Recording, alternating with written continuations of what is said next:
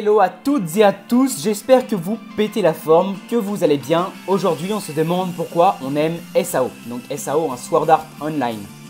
Donc je me suis dit, il y a quand même des raisons plus simples que le fait de se dire tout simplement le personnage est attachant, il est fort, il y a des beaux dessins, une belle histoire, donc c'est un super anime. Enfin oui c'est le cas, tout ça c'est bien sûr vrai, mais je pense qu'il y a quand même plus.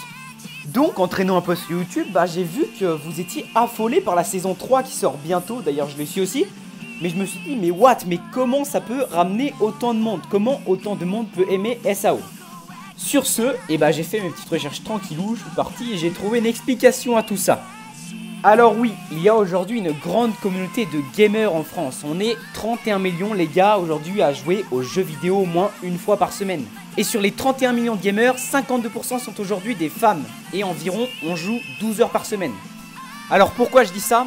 Vous vous en doutez, c'est principalement vous, la communauté de gamers qui avez regardé SAO. De ce fait, Sword Art Online, qui est un animé principalement centré sur l'univers MMORPG, fantastique et action, le spectateur il s'y retrouve. Au lieu d'avoir une manette à la main, être en compétition avec les autres joueurs, là c'est Kirito qui est en compétition avec les autres joueurs, doit augmenter en niveau, en étage, débloquer des compétences, des caractéristiques. Et d'habitude, puisque c'est nous qui faisons tout ça, augmenter le niveau de notre personnage, débloquer des caractéristiques, etc. etc.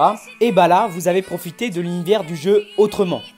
Alors un deuxième point qui n'est surtout pas à négliger les amis, c'est le fait que dans le premier épisode, Kirito rentre dans l'univers du jeu grâce à un casque qu'il met sur la tête. Alors tout ceci nous laisse penser qu'un jour peut-être nous pourrons aussi rentrer dans le jeu virtuellement. Et je pense donc que pour beaucoup d'entre vous, en voyant cet animé, vous avez tous rêvé de pouvoir faire cela. Et puis en fait avec le Oculus Rift qui est sorti il n'y a pas si longtemps que ça, on se met aussi à tous penser que ça serait peut-être possible un jour de pouvoir entrer virtuellement dans cet univers fantastique, merveilleux, avec de l'action. Et puis ça fait vraiment rêver tout le monde. Donc voilà pourquoi vous suivez autant cet anime SAO et que vous êtes autant affolé par la saison 3. Si je vous dis No Game No Life, Danmachi ou encore Aitugenzu no Grimgar, est-ce que ça vous dit quelque chose? J'espère que oui, puisque je vais m'appuyer de ces animés pour pouvoir vous expliquer un peu pourquoi j'ai dit tout ça. Alors leur point commun à ces trois animes, c'est tout simplement le MMORPG, qui a une place très importante dans ces trois animés et qui vous a tous comme par hasard beaucoup plu, on se demande pourquoi encore une fois. Pourtant certains d'entre vous doivent se dire mais moi je connais pas cet anime, moi je connais pas cet anime là, ta. Et oui, pourtant ils sont tous dans l'univers du jeu vidéo, mais pour certains vous ne les connaissez pas. Alors la raison pour laquelle vous connaissez plus SAO est tout simplement parce que le personnage principal Kirito rentre dans l'univers du jeu à l'aide d'un casque comme j'ai pu vous le dire tout à l'heure. Tandis que dans les trois autres animés, on est déjà inséré dans l'univers du jeu vidéo. Le personnage acquiert des compétences, augmente ses points de caractéristiques, devient le meilleur. Cependant, on n'entre pas comme dans SAO dans le jeu. Ici, l'univers donc nous fait rêver, etc. Mais on ne rêve pas de pouvoir un jour avoir la possibilité d'y être aussi. Et c'est ça le point fort de SAO, c'est que tout simplement le spectateur peut s'identifier à Kirito, le personnage principal, en disant voilà, un jour j'y arriverai, moi aussi je pourrais faire comme Kirito et démonter tout le monde. Il y aura moi déjà, donc il faudra déjà me gagner moi, et ensuite vous serez deuxième. Non mais voilà, un jour peut-être vous serez aussi comme lui, et c'est ça qui fait rêver, tandis que dans les trois autres animés, on ne peut pas. On ne peut pas se projeter comme on peut dans SAO.